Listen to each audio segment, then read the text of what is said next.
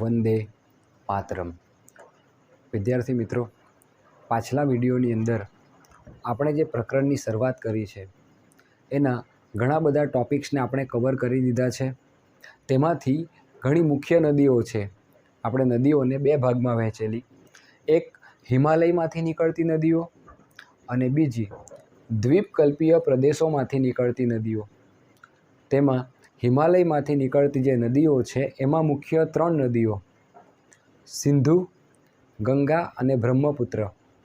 આ ત્રણ નદીઓને આપણે પાછલા વિડીયોમાં જોઈ ગયા છીએ। જો તમે ના જોયા હોય તો એ વિડીયોને જોઈ લેજો।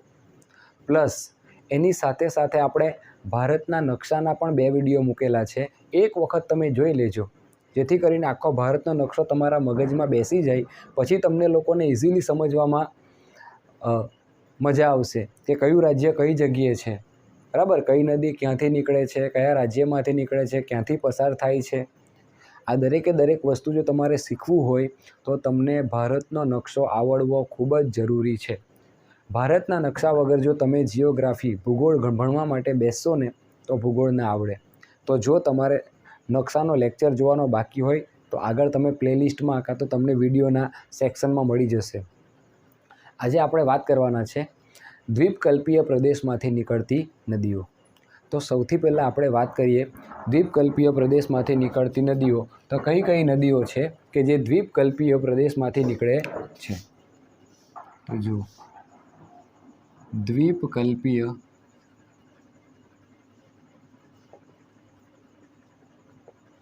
પ્રદેશમાંથી નીકળતી નદીઓ। તો મિત્રો, તમને સમજવામાં સરળતા પડે એટલા માટે આ જે દ્વીપકલ્પીય પ્રદેશમાંથી નીકળતી નદીઓ છે એને આપણે બે ભાગમાં વહેંચી દઈએ। કેટલા ભાગમાં? બે ભાગ એવા પાડેલા નથી, પણ આપણે સમજવામાં આસાની રહી એટલા માટે એને બે ભાગમાં વહેંચીએ છીએ કે દ્વીપકલ્પીય પ્રદેશમાંથી જે નીકળતી નદીઓ છે, જો દ્વીપકલ્પીય પ્રદેશ એટલે આ નકશામાં તમે જોવો છો તો અહીંયા એક પર્વતોની શ્રેણી આવેલી છે, આને કહેવામાં આવે પશ્ચિમ ઘાટ।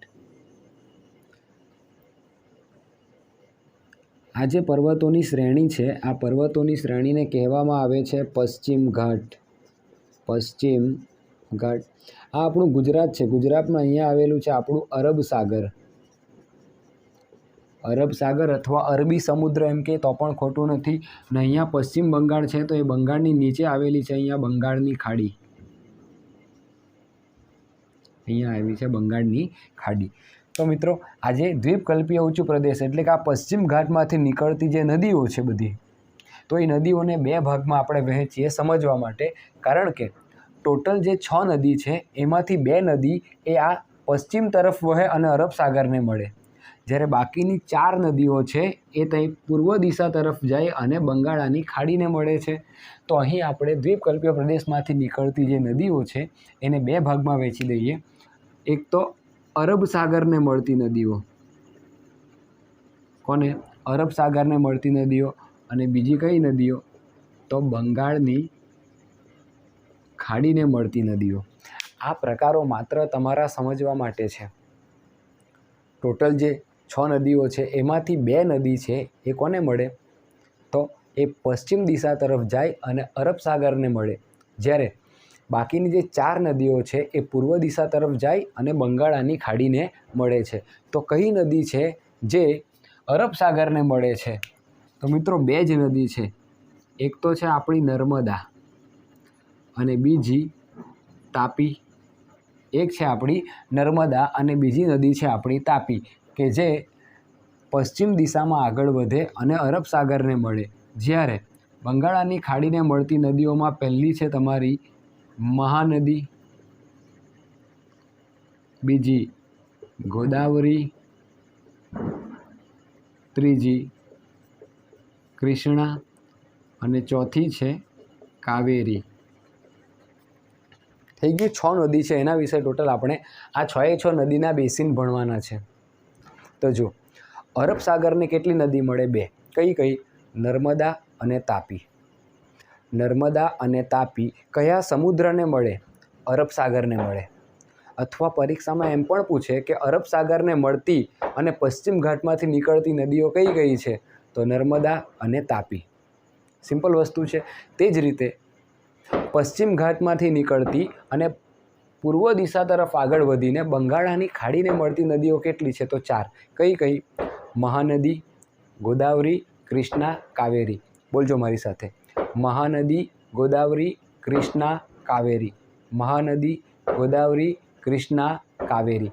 તો આના વિશે ડિટેલમાં ભણવાના છે. અરબ સાગરને મળતી 2 નદી અને બંગાળની ખાડીને મળતી 4 નદી, એના વિશે આપણે ભણવાના છે. આપણે જુઓ, સૌથી પહેલાં હું તમને લોકોને બેઝિક માહિતી આપું કે જ્યારે પણ આ દ્વીપકલ્પીય પ્રદેશની નદીઓને તમે ભણો છો તો એની અંદર 4 જ વસ્તુ મુખ્ય જોવાની હોય છે. કેટલી? 4. કઈ કઈ? તો જોજો 4 વસ્તુ કઈ કઈ જોવાની. તો પહેલું, કોઈ પણ નદી વિશે તમારે આ દ્વીપકલ્પીય નદી વિશે કંઈ પણ લખવું હોય તો એમાં 4 જ મુદ્દા મુખ્ય આવે. એક તો પહેલું કે એ જે નદી છે એ ક્યાંથી નીકળે. સમજ પડે ને? માની લો કે તમે અહીંયા ભણવાના છો કે નર્મદા, તો નર્મદા નદી વિશે સૌથી પહેલાં તમારે શું જોવું પડે કે નદી ક્યાંથી નીકળે. બીજું, નીકળે ક્યાંથી અને અંતે કોને મળે. આ બીજો પોઈન્ટ. ક્યાંથી નીકળે અને બીજો પોઈન્ટ એ કોને મળે. અરબ સાગરને મળે કે બંગાળાની ખાડીને મળે.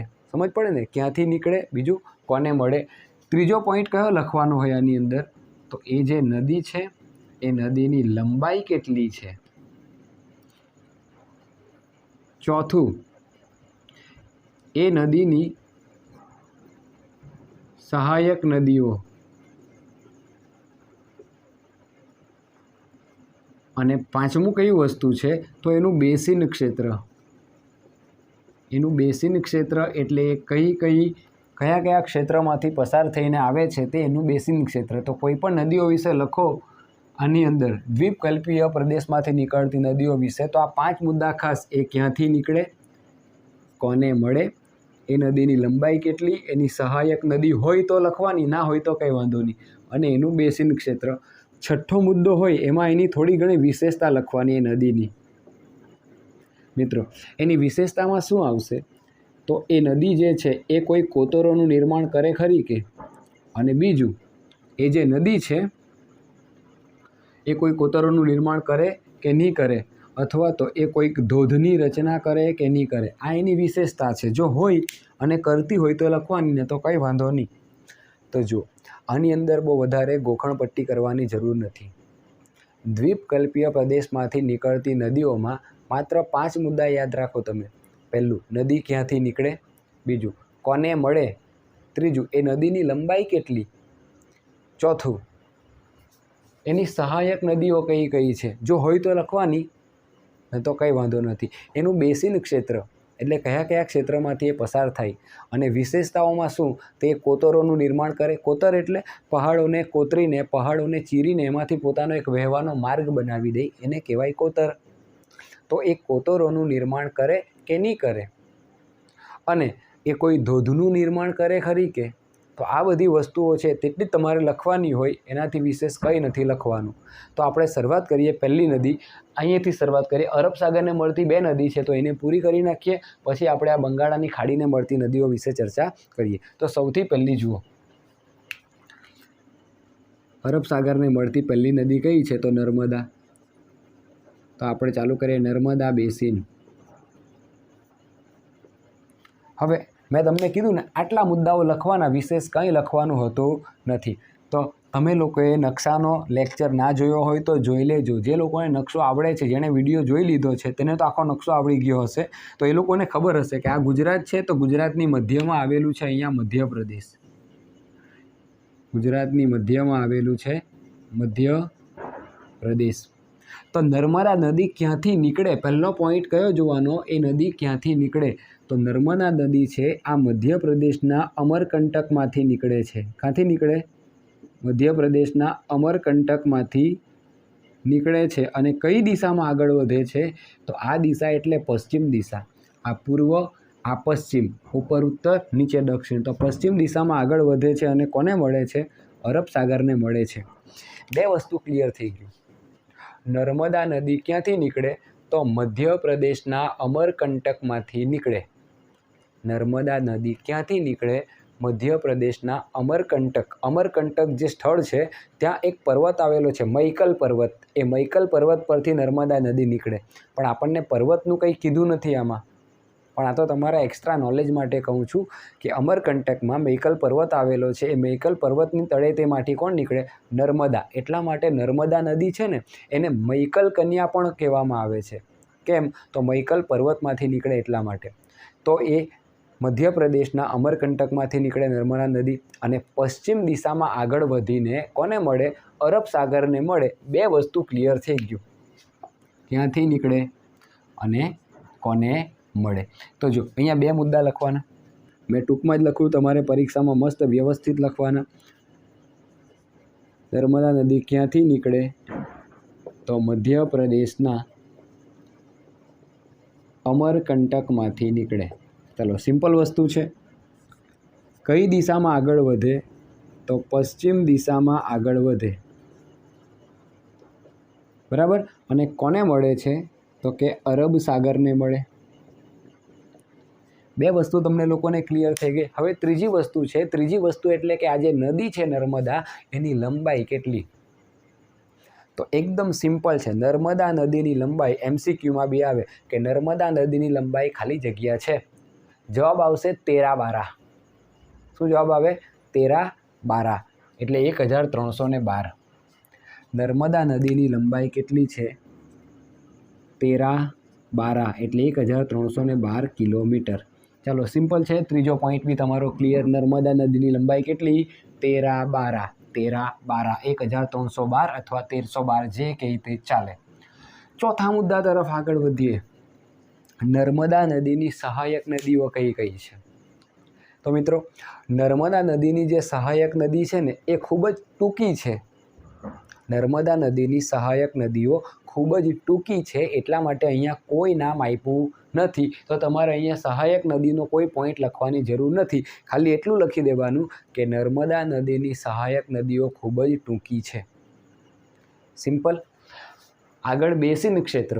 બેસિન ક્ષેત્ર કોને કહેવાય? તો મેં તમને સમજાવી ગયેલો કે નદી જે ક્ષેત્રમાંથી પસાર થાય તે ક્ષેત્રને કહેવામાં આવે બેસિન ક્ષેત્ર. નદી જે ક્ષેત્રમાંથી પસાર થાય તે ક્ષેત્રને કહેવામાં આવે છે બેસિન ક્ષેત્ર. તો અહીંયા તમે સિમ્પલ જોઈ શકો છો કે મધ્યપ્રદેશમાં તો એનું ઉદ્ગમ સ્થાન છે અમરકંટક પાસે. અમરકંટકમાંથી નીકળી એટલે મધ્યપ્રદેશ એનું બેસિન ક્ષેત્ર થયું, કેમ કે મધ્યપ્રદેશમાંથી વહીને આવી છે અને ગુજરાતની નર્મદા પાસે આવી ગઈ છે. નર્મદા નદી, નર્મદા. તો ગુજરાત પણ એનું બેસિન ક્ષેત્ર થવાનું. તો અહીંયા ચોથો મુદ્દો તમારો બને છે કે એનું બેસિન ક્ષેત્ર કયું છે, એટલે કે કયા કયા ક્ષેત્રમાંથી પસાર થઈને આવે છે. તો એનું બેસિન ક્ષેત્ર છે તમારું કયું કયું થશે? એક તો તમારું પહેલું જ થશે મધ્યપ્રદેશ, કેમ કે ત્યાંથી પસાર થઈને આવે છે. અને બીજું કયું થશે? ગુજરાત. સિમ્પલ વસ્તુ છે. ચાલો, યાદ રાખજો. પહેલું, નર્મદા નદી ક્યાંથી નીકળે? તો મધ્યપ્રદેશના અમરકંટકમાંથી નીકળે. બીજો મુદ્દો એકદમ ઇઝી. કોને મળે? તો પશ્ચિમ દિશામાં આગળ વધીને અરબ સાગરને મળે. નકશામાં બતાવી દીધું છે એટલે ખબર પડી જ જાય. એની લંબાઈ કેટલી? 1312. 1312 કિલોમીટર. એની સહાયક નદી તો છે પણ કેવી? ખૂબ જ ટૂંકી છે એટલા માટે અહીંયા આપણે લખી નથી.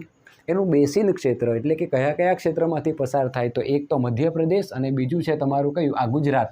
આ ગુજરાતમાંથી બી પસાર થાય પછી તો અરબ સાગરને મળે ને. તો મધ્યપ્રદેશ અને ગુજરાત બે ક્ષેત્રમાંથી પસાર થાય તો એનું બેસિન ક્ષેત્ર મધ્યપ્રદેશ અને શું થવાનું? ગુજરાત. પછી આપણે કીધું ને છઠ્ઠા મુદ્દામાં એની કોઈ વિશેષતા હોય તો લખવાની. તો શું નર્મદા નદી એ કોતરોનું નિર્માણ કરે? તો કે હા. તો અહીંયા લખવાનો તમારે મુદ્દો કે નર્મદા નદી કોતરોનું નિર્માણ કરે છે. કોતર એટલે શું? નદી એકદમ ધોળા ઉપરથી વહેતી હોય તો પર્વતોને ચીરીને પોતાનો વહેવાનો એક માર્ગ બનાવી દે. કોતરોમાંથી વહેતી હોય તો પોતાનો વહેવા માટેનો એક માર્ગ બનાવી દે, એને જ કહેવામાં આવે છે કોતર. તો એ કોતરોનું નિર્માણ કરે નર્મદા? તો કે હા, કરે. અને છેલ્લું, શું એ કોઈક ધોધની રચના ખરી કે ધોધ? તમે જોયો છે ને ધોધ, મસ્ત પડ્યા કરતો હોય ઉપર પથ્થર પરથી પાણી, એને આપણે કહીએ ધોધ. તો કે હા, નર્મદા નદી એ ધોધનું નિર્માણ કરે છે.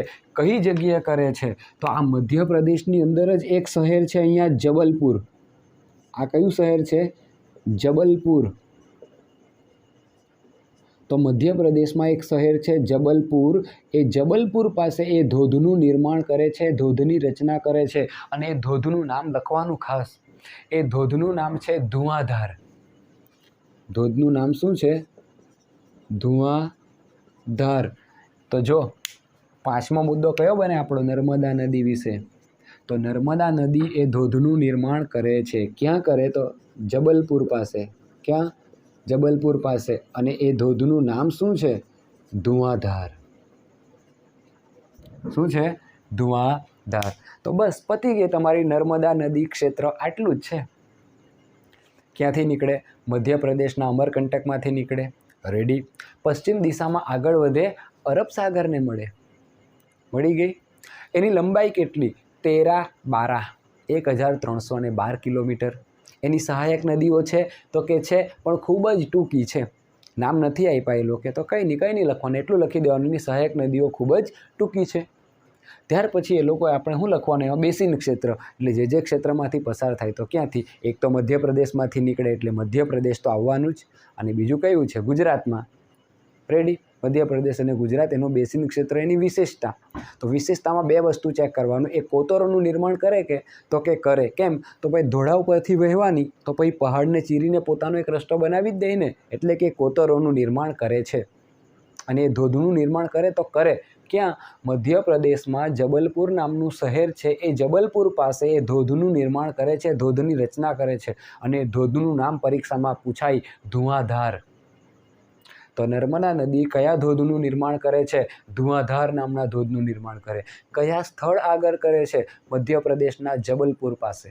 તો પરીક્ષામાં નર્મદા બેસિન પૂછાય ને, તો આટલી વસ્તુ લખવાની, ભારતનો નકશો દોરવાનો અને એની અંદર નર્મદાને દર્શાવી દેવાની. ઓકે. તો દ્વીપકલ્પીય નદીઓ, એમાં અરબ સાગરને મળતી નદી, બંગાળાની ખાડીને મળતી નદી. અરબ સાગરને મળતી જે નદીઓ છે એમાંની પહેલી નર્મદા અને બીજી તાપી. નર્મદાનો આપણે ખેલ ખતમ કરી નાખ્યો. હવે આપણે વાત કરીએ તાપી બેસિનનું, તાપી નદીની. તો હવે આપણે વાત કરીએ તાપી નદીની. તો જુઓ, નર્મદા આપણી કમ્પ્લીટ થઈ ગઈ. હવે આપણે વાત કરવાના છે તાપીની. તો અહીંયા આપણે બાજુમાં જ બતાવી દઈએ તાપી બેસિન. આ પણ અરબ સાગરને મળતી નદી છે, તાપી બેસિન. ચાલો, પહેલો મુદ્દો તો આપણે કયો જોવાનો હોય? તો આ દ્વીપકલ્પીય પ્રદેશમાંથી નીકળતી નદીમાં પહેલાં તો જોવાનું એ નદી ક્યાંથી નીકળે છે. તો મિત્રો, આ જે તાપી નદી છે, જે રીતે નર્મદા મધ્યપ્રદેશના અમરકંટકમાંથી નીકળે, તેમ તાપી નદી પણ ક્યાંથી નીકળે છે? તો એ પણ મધ્યપ્રદેશમાંથી જ નીકળે છે. આપણા ભારતમાં મુખ્ય 3 પ્રકારની પર્વતમાળા આવેલી છે. જુઓ, અહીંયા રાજસ્થાન સુધીમાં આવેલી છે. આપણે અહીંયા અરવલ્લી પર્વતમાળા, અહીંયા આવેલી છે આપણી વિંધ્યાચલ પર્વતમાળા, અને અહીંયા મધ્યપ્રદેશમાં આવેલી છે સાતપુડા પર્વતમાળા. આ છે તમારી અરવલ્લી, સૌથી જૂની છે. આ છે વિંધ્ય, અને આ છે તમારી સાતપુડા પર્વતમાળા. તો મધ્યપ્રદેશમાં આ સાતપુડા પર્વતમાળા આવેલી છે. અને સાતપુડા પર્વતમાળા છે ને, તેમાં જ આ મધ્યપ્રદેશમાં એક જિલ્લો છે. એ જિલ્લાનું નામ છે બેતુલ. મધ્યપ્રદેશમાં જ આ સાતપુડા પર્વતમાળા આવેલી છે. અને એ સાતપુડા પર્વતમાળાના નીચે એક જિલ્લો આવેલો છે બેતુલ. એ બેતુલ જિલ્લામાંથી મિત્રો, એ બેતુલ જિલ્લામાંથી કઈ નદી નીકળે છે? તો તાપી નદી નીકળે છે. અને ગુજરાત અને મહારાષ્ટ્રમાંથી પસાર થઈને અંતે કોને મળે છે? અરબ સાગરને મળે છે. તાપી નદી ક્યાંથી નીકળે? તો મધ્યપ્રદેશમાં સાતપુડા પર્વતમાળા આવેલી છે. અને એ પર્વતમાળાના નીચે જ એક જિલ્લો છે બેતુલ. બેતુલ, સેતુલ પણ નહીં, કેતુલ પણ નહીં, બે. કેટલા? બેતુલ. હે ને? બેતુલ જિલ્લામાંથી નીકળે અને પશ્ચિમ દિશા તરફ આગળ વધે અને કોને મળે છે? અરબ સાગરને. તો અહીંયા ગુજરાતમાં પણ થોડીક હોય, અને એ ક્યાં હોય? અહીંયા મહારાષ્ટ્ર આવેલું છે, તો મહારાષ્ટ્રમાંથી પણ એ પસાર થાય.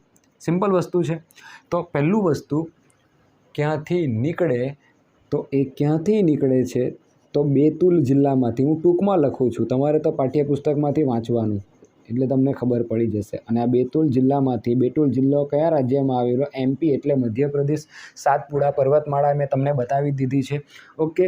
અને કોને મળે છે? તો પશ્ચિમ દિશા તરફ વહી અરબ સાગરને જ મળે છે. આટલું વસ્તુ તો ક્લિયર થઈ ગયું. 2 મુદ્દા તો લખાય છે આરામથી. આમાં વધારે કાંઈ ન લખવાનું હોય. પરીક્ષામાં મેં કીધું ને, આટલા મુદ્દા લખો એટલે સંપૂર્ણ પૂરેપૂરા માર્ક્સ આવે. એમાં કોઈ ગોખણપટ્ટી કરવાની જરૂર નથી. ત્રીજો વસ્તુ, એની લંબાઈ કેટલી છે? તો આ તાપી નદી એ ખૂબ જ ટૂંકી નદી છે. તો એની લંબાઈ છે મિત્રો 724 કિલોમીટર. 724 કિલોમીટર એ તાપી નદીની લંબાઈ છે. નર્મદાની 13-12 અને આની 724. 13-12 724 ક્યાંથી નીકળે? તો બેતુલ જિલ્લામાંથી. બેતુલ જિલ્લો કયા રાજ્યમાં? મધ્યપ્રદેશ. મધ્યપ્રદેશમાં કઈ પર્વતમાળા છે? સાતપુડા પર્વતમાળા. બરાબર. એના બેતુલ જિલ્લામાંથી નીકળે. ગુજરાતમાં, મહારાષ્ટ્રમાંથી પસાર થાય છે અને કોને મળે? અરબ સાગરને મળે. લંબાઈ કેટલી? 724 કિલોમીટર. ચોથા મુદ્દા તરફ જવાનું કે એની સહાયક નદીઓ છે? તો કે હા છે. તાપીને પણ સહાયક નદીઓ છે, પણ એ પણ ખૂબ જ ટૂંકી છે. થોડી લાંબી સહાયક નદી હોય ને તો એના નામ આપેલા હોય, જેવું કે ગોદાવરી છે, કૃષ્ણા છે, કાવેરી છે. આની સહાયક નદીઓના નામ આપણે લખીએ છીએ, પણ આ બધી ટૂંકી સહાયક નદી એટલા માટે નામ લખતા નથી. સિમ્પલ છે. ચાલો, ત્યાર પછી એનું બેસિન ક્ષેત્ર. આ તો ખાસ લખવાનું હોય. બેસિન ક્ષેત્ર એટલે કે કયા વિસ્તારમાંથી પસાર થાય છે. તો એનું બેસિન ક્ષેત્ર, એક તો પહેલું કે એ મધ્યપ્રદેશમાંથી નીકળે એટલે મધ્યપ્રદેશ તો થવાનું જ, એમાં કોઈ ડાઉટ નથી. બીજું ગુજરાત, અને ત્રીજું કયું આવશે? મહારાષ્ટ્ર. કયું આવશે? મહારાષ્ટ્ર. ઓકે. તો આના બેસિન ક્ષેત્ર કયા થવાના? મધ્યપ્રદેશ, ગુજરાત અને મહારાષ્ટ્ર. આ MH જે લોકોએ નકશો નથી જોયો ને તે લોકો ખાસ જોઈ લેજો. એના વગર તમને આવડશે જ નહીં કે કયું રાજ્ય ક્યાં છે. આ ગુજરાત, આ MP અને આ MH એટલે મહારાષ્ટ્ર. આનું બેસિન ક્ષેત્ર છે. સિમ્પલ વસ્તુ છે. એની વિશેષતા છે તો કે ભાઈ એ એટલા બધા કોઈ ખાસ કોતરોનું નિર્માણ કરતી નથી અને કોઈ એ ધોધ પણ બનાવતી નથી. તો એ આપણે લખવાની કોઈ જરૂર નથી. તો તાપી નદી અહીં આપણી પૂરી થઈ ગઈ. પહેલું, તાપી નદી ક્યાંથી નીકળે? તો મધ્યપ્રદેશના સાતપુડા પર્વતમાળા આવેલી તે પર્વતમાળામાં એક જિલ્લો છે બેતુલ. એ બેતુલ જિલ્લામાંથી નીકળે, પશ્ચિમ દિશા તરફ આગળ વધે અને અરબ સાગરને મળે. 2 મુદ્દા ક્લિયર. લંબાઈ કેટલી? 724 કિલોમીટર. સહાયક નદી છે તો કે છે, પણ કેવી છે? ટૂંકી છે. કોતરોનું નિર્માણ કરે? તો કે હા કરે. સોરી, મારાથી પછી ના કહેવાય ગયું. કોતરોનું નિર્માણ કરે છે, પણ કોઈ ધોધનું નિર્માણ કરતી નથી. નર્મદા નદી કરે ધોધનું નિર્માણ? તો કરે. ક્યાં? મધ્યપ્રદેશમાં જબલપુર પાસે ધુઆધાર નામના ધોધનું નિર્માણ કરે છે.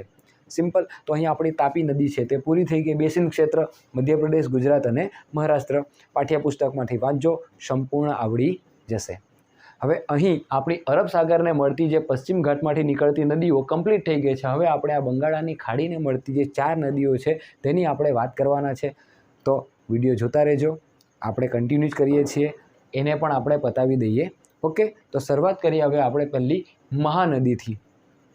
પણ એ મહાનદી કરતાં પણ જો કોઈ ઇમ્પોર્ટન્ટ નદી હોય ને તો એ આ છે. પરીક્ષામાં સૌથી હોટ ફેવરિટ, પરીક્ષામાં વારંવાર પૂછાતી એટલે ગોદાવરી. એને તમે IMP પણ કરી શકો છો કે દ્વીપકલ્પીય પ્રદેશમાંથી નીકળતી કોઈ નદી જો પૂછાતી હોય ને તો આ 2 જ પૂછાય. એક તો તમારી નર્મદા અને બીજી કઈ પૂછાય? ગોદાવરી. તો આપણે શરૂઆત ગોદાવરીથી કરીએ.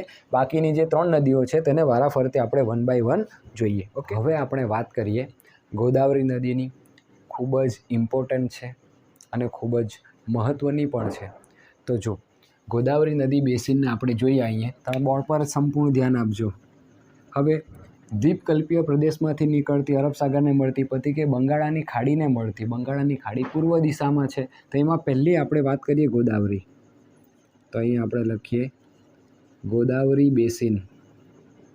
ગોદાવરી બેસિન.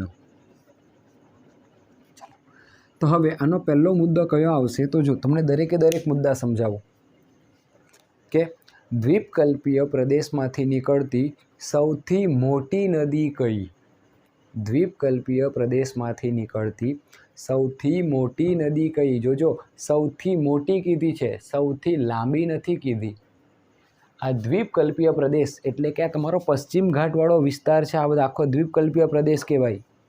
એમાંથી નીકળતી સૌથી મોટી, જો લાંબી એટલે લંબાઈમાં વધારે અને મોટી એટલે કે પાણીના જથ્થા પ્રમાણે મોટી, કે મોટી નદીની વાત કરે ને તો સમજી લેવાનું કે એમાં પાણીની માત્રા વધારે છે, પાણીનો જથ્થો એ નદીમાં વધારે છે, એનાથી એની મોટાઈ માપે. તો સૌથી મોટી નદી કઈ દ્વીપકલ્પીય પ્રદેશની? તો ગોદાવરી. દ્વીપકલ્પીય પ્રદેશની સૌથી મોટી નદી કઈ? ગોદાવરી. સિમ્પલ વસ્તુ છે. ઓકે, હવે આપણે વાત કરીએ ક્યાંથી નીકળે. તો મિત્રો, તમને નકશો ના આવડતા હોય તો નકશાનો વિડીયો જોઈ લેજો. વારંવાર કહું છું કે એના વગર તમે ભૂગોળ ભણી જ ના શકો. તો જો આપણા ગુજરાતની બાજુમાં અહીંયા આવેલું છે મહારાષ્ટ્ર, MH એટલે મહારાષ્ટ્ર. તો આ મહારાષ્ટ્રના નાસિક જિલ્લામાંથી નીકળે છે તમારી ગોદાવરી. મહારાષ્ટ્રનો કયો જિલ્લો? નાસિક જિલ્લામાંથી નીકળે છે અને કોને મળે છે? બંગાળાની ખાડીને. મહારાષ્ટ્રનો કયો જિલ્લો? નાસિક. ક્યાંથી નીકળે? મહારાષ્ટ્રના નાસિક જિલ્લામાંથી નીકળે. તો એક તો આપણે કીધું કે દ્વીપકલ્પીય પ્રદેશમાંથી નીકળતી સૌથી મોટી, આ મોટી નદી એટલે પાણીના જથ્થા પ્રમાણે, એમાં પાણીની માત્રા વધારે છે. ઓકે, ક્યાંથી નીકળે? તો મહારાષ્ટ્રના કયા જિલ્લામાંથી? તો મહારાષ્ટ્ર એનો કયો જિલ્લો? નાસિક જિલ્લામાંથી નીકળે. ઓકે, મહારાષ્ટ્રમાં આવેલું છે ને નાસિક. નાસિકની દ્રાક્ષ ને બધું બહુ ફેમસ. ઓકે, પતી ગયું. કોને મળે? તો પૂર્વ દિશામાં વહે બંગાળાની ખાડીને. તો બીજો મુદ્દો પણ આપણો રેડી થઈ ગયો કે એ પૂર્વ દિશામાં વહે અને કોને મળે છે? તો બંગાળની ખાડીને મળે. ચાલો, સિમ્પલ વસ્તુ છે આટલું. હવે આપણે જોજો એની લંબાઈ કેટલી છે. તો આની લંબાઈ તો એકદમ ઇઝી. નર્મદાની 13-12, તાપીની 724, આની છે 1465 કિલોમીટર. આની લંબાઈ કેટલી છે? 1465 કિલોમીટર. 1465, 1465 કિલોમીટર લાંબી છે. અને દ્વીપકલ્પીય પ્રદેશમાંથી નીકળતી સૌથી લાંબી નદી પણ આ જ છે, 1465 કિલોમીટર. મિત્રો, આ પ્રશ્ન ખાસ યાદ રાખજો. એનું બેસિન ક્ષેત્ર કેટલું છે? બેસિન ક્ષેત્ર. તો પહેલું તો એ મહારાષ્ટ્રમાંથી નીકળે એટલે મહારાષ્ટ્ર તો આવવાનું જ. બીજું આવશે તમારું મધ્યપ્રદેશ.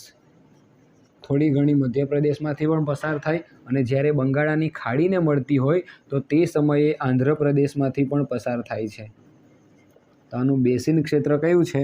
મહારાષ્ટ્ર, મધ્યપ્રદેશ, આંધ્રપ્રદેશ. આ મહારાષ્ટ્ર છે, અહીંયાથી નીકળે તો આ બાજુ મધ્યપ્રદેશ છે અને અહીંયાથી આ આંધ્રપ્રદેશ છે. આ MP અને અહીંયા આંધ્રપ્રદેશ. આ ત્રણ એના બેસિન ક્ષેત્ર છે. જો નકશો ના આવડે ને તો એકવાર જોઈ લેજો, એટલે આ બધું વસ્તુ એકદમ ઇઝીલી સમજ પડી જાય તમને લોકોને કયું રાજ્ય ક્યાં આવેલું. તેમાં સૌથી મોટું બેસિન ક્ષેત્ર કોનું છે? તો આનું જ છે, ગોદાવરીનું. સૌથી મોટું બેસિન ક્ષેત્ર. એમાંથી 50% એ ક્યાં આવેલી છે? મહારાષ્ટ્રમાં. એનું બેસિન ક્ષેત્ર છે એ સૌથી મોટું છે. એમાં 50% ભાગ છે પાણીનો. એ 50% ક્યાં આવેલો છે? મહારાષ્ટ્રની અંદર આવેલો છે. સિમ્પલ વસ્તુ છે. ઓકે, કોઈ જાતનો લોડ નથી પડતો, સમજ પડી જાય તેવું જ છે. મહારાષ્ટ્ર, મધ્યપ્રદેશ, આંધ્રપ્રદેશ એ એનું બેસિન ક્ષેત્ર છે. સૌથી મોટું બેસિન ક્ષેત્ર કઈ નદીનું? તો એ પણ ગોદાવરી નદીનું. સૌથી મોટી નદી કઈ? તે પણ ગોદાવરી. પણ યાદ રાખજો, હિમાલયમાંથી નીકળતી સૌથી મોટી પૂછે ને તો ગંગા. પણ દ્વીપકલ્પીય પ્રદેશમાંથી નીકળતી સૌથી મોટી નદી પૂછે તો ગોદાવરી. સૌથી મોટું બેસિન ક્ષેત્ર કોનું? ગોદાવરીનું. પણ કઈ? દ્વીપકલ્પીય પ્રદેશમાંથી નીકળતી નદી હોય તો જ. એટલું પતી ગયું. સહાયક નદીઓની વાત કરીએ તો, અને તો ઘણી બધી સહાયક નદીઓ છે. આ ગોદાવરીની સહાયક નદીઓને મેં અહીંયા બાજુમાં લખું છું, ધ્યાન આપજો. સહાયક નદીઓ ઘણી બધી છે. આની સહાયક નદીઓ 3 આપણે યાદ રાખીએ. ટોટલ 6 છે. પહેલી છે પૂર્ણા. જો તમને 3 મોઢે કરાવી દે પછી આપણે લખીએ. પૂર્ણા, વર્ધા, પ્રાણહિતા. પૂર્ણા, વર્ધા, પ્રાણહિતા. પૂર્ણા, વર્ધા, પ્રાણહિતા. ચાલો, હવે તો યાદ રહી ગઈ ને. પૂર્ણા, બીજી છે વર્ધા, ત્રીજી છે પ્રાણહિતા. પૂર્ણા, વર્ધા, પ્રાણહિતા. પછી બીજી 3 નદીઓ છે, બહુ વિચિત્ર છે નામ એના, પણ એકદમ સિમ્પલ રીતે. પૂર્ણા, વર્ધા, પ્રાણહિતા. હવે બીજી 3 જોજો. તમે રિતિક રોશનને ઓળખો છો, મસ્ત હીરો છે આપણો બોલિવૂડનો. એ રિતિક રોશનની જે આંખ છે ને એ માંજરી છે, માંજરી. આપણા જેવી નોર્મલ આંખો નથી, એની માંજરી છે થોડી. તો એ માંજરી આંખ છે, તેના પરથી તમારે અહીંયા એક સહાયક નદી આવે છે માંજરા. કઈ આવે છે? માંજરા. ઋતિક રોશન માંજરો, તો એના પરથી કઈ આવે? માંજરા. મિત્રો, આ જે ગોદાવરી નદી છે ને, આ ગોદાવરી નદી એનું બેસિન ક્ષેત્ર પણ સૌથી મોટું છે અને એની લંબાઈ પણ ખૂબ વધુ છે. બેસિન ક્ષેત્ર પણ ખૂબ વધુ છે, ખૂબ વિસ્તૃત છે અને એની લંબાઈ પણ ખૂબ વધુ છે. એટલા માટે આ જે ગોદાવરી નદી છે ને એને દક્ષિણની ગંગા તરીકે ઓળખવામાં આવે. પરીક્ષાનો પ્રશ્ન છે આ, કે કઈ નદીને દક્ષિણની ગંગા કહેવામાં આવે? ગોદાવરી. દક્ષિણની ગંગા કઈ નદીને કહેવામાં આવે? ગોદાવરી. તો એ ગોદાવરી નદીની 2 બીજી સહાયક નદી, આ 4 થઈ ગઈ, પૂર્ણા, વર્ધા, પ્રાણહિતા અને માંજરા. પછી છે એક પેનગંગા, પેનગંગા અને એક છે વેનગંગા. ચાલ, આ તો યાદ રહી જાય ને. અને દક્ષિણની ગંગા એમ કહે તો પણ ગોદાવરી. એની 2 સહાયક નદીઓ છે, પેનગંગા, વેનગંગા. પેન લખવાની પેન આવે ને, પેનગંગા. અને બીજી આવે વેનગંગા. એકદમ સિમ્પલ છે. જો પૂર્ણા, વર્ધા, પ્રાણહિતા, પૂર્ણા, વર્ધા, પ્રાણહિતા, પૂર્ણા, વર્ધા, પ્રાણહિતા. પછી રિતિક રોશનને યાદ કરવાનો, માંજરી આંખવાળો, એટલે માંજરા. પછી તો 2 ગંગા, પેનગંગા, વેનગંગા. પેનગંગા, વેનગંગા. રિતિક રોશન માંજરો એટલે માંજરા. પેલું તો આવડે, પૂર્ણા, વર્ધા, પ્રાણહિતા. તો આ એની સહાયક નદીઓ છે. બીજી વસ્તુ, દક્ષિણની ગંગા તરીકે ઓળખવામાં આવે. આ પોઈન્ટ છૂટવો ના જોઈએ. ગોદાવરીને કઈ કહેવાય? દક્ષિણની ગંગા. કેમ કહેવાય? તો મિત્રો, એનું બેસિન ક્ષેત્ર છે ને એ પણ ખૂબ વિસ્તૃત છે, એટલે કે ઘણા બધા વિસ્તારોમાં ફેલાયેલું છે. બેસિન ક્ષેત્ર કેવું છે? વિસ્તૃત. પ્લસ એની લંબાઈ પણ કેવી છે? વધારે છે. તો આ 2 ક્વોલિટીને કારણે, આ 2 ગુણોને કારણે આ જે ગોદાવરી છે તેને શું કહેવામાં આવે છે? દક્ષિણની ગંગા. તો આમાંથી ઘણા બધા પ્રશ્નો નીકળે. પરીક્ષામાં ડાયરેક્ટ પૂછે, ગોદાવરીની સહાયક નદીઓ જણાવો. આવડવી જોઈએ. પૂર્ણા, વર્ધા, પ્રાણહિતા, ઋતિક રોશન માંજરો, પછી 2 ગંગા, પેનગંગા, વેનગંગા. પતી ગયું, ખતમ. કંઈ ભારી નહીં મળે એની અંદર. સિમ્પલી આવડી જાય એવું છે. સૌથી વધુ ગોદાવરીનું સૌથી વધુ બેસિન ક્ષેત્ર કયા વિસ્તારમાં? મહારાષ્ટ્રમાં. કેટલા ટકા? 50%, 50%. રેડી ને? બાકી બધું તો તમને આવડી જાય છે. 1465 એની લંબાઈ છે. કયા કયા વિસ્તારમાંથી પસાર થાય? મહારાષ્ટ્ર, મધ્યપ્રદેશ અને આંધ્રપ્રદેશ. કોને મળે? તો બંગાળની ખાડીને. પતી ગયું તમારું ગોદાવરી નદી. મોસ્ટ આઈએમપી છે, એટલે એકવાર ફરી પાછા જોજો. ગોદાવરી એ સૌથી મોટી નદી. મોટી ક્યારે કહી? એની અંદર પાણીનું પ્રમાણ જોઈ. જો પાણીનો જથ્થો વધારે હોય, પાણીનું પ્રમાણ વધારે હોય તો એને મોટી કહેવાય. પણ પાણીનું પ્રમાણ ઓછું હોય પણ લંબાઈમાં વધારે હોય તો એને લાંબી કહેવાય પાછી. કોઈ ડાઉટ નથી. મહારાષ્ટ્રના નાસિક જિલ્લામાંથી નીકળે, અહીંયા જ બતાવી દેમ ને. મહારાષ્ટ્રના નાસિક જિલ્લામાંથી નીકળે, મધ્યપ્રદેશમાંથી, આંધ્રપ્રદેશમાં થઈને છેલ્લે કોને મળે? બંગાળની ખાડીને મળે. તો આ જે તમારી નદી છે એ કઈ છે? ગોદાવરી. દક્ષિણની ગંગા. ઓકે. 1465 કિલોમીટર એની લંબાઈ છે. બેસિન ક્ષેત્ર મહારાષ્ટ્ર, મધ્યપ્રદેશ, આંધ્રપ્રદેશ. સહાયક નદી ટોટલ 6. પૂર્ણા, વર્ધા, પ્રાણહિતા. બોલ્યા કરવાનું આવડી જ જાય. ઋતિક રોશન માંજરો, પછી 2 ગંગા, પેનગંગા, વેનગંગા. પતી ગયું. દક્ષિણની ગંગા તરીકે ઓળખવામાં આવે. કેમ? તો બેસિન ક્ષેત્ર એકદમ એનું વિસ્તૃત છે અને એની લંબાઈ પણ વધારે છે, એટલા માટે એને દક્ષિણની ગંગા તરીકે પણ ઓળખવામાં આવે છે. સિમ્પલ છે. તો અહીં આપણી ગોદાવરી પૂરી થઈ ગઈ. બાકી કેટલી છે? મહાનદી, કૃષ્ણા અને કાવેરી. હવે આપણે વાત કરીએ મહાનદીની. પણ એ મહાનદીની આપણે વાત કરીશું નેક્સ્ટ પાર્ટની અંદર, કારણ કે વિડીયો ઘણો લાંબો થઈ જાય છે. એટલા માટે આજે 3 નદીઓ આપણે ભણ્યા છે, નર્મદા, તાપી અને ગોદાવરી. એને રિવાઇઝ કરતા રહેજો. મળીએ નવા વિડીયોમાં બાકી જે 3 નદીઓ છે તેની સાથે. ત્યાં સુધી જય હિન્દ, વંદે માતરમ.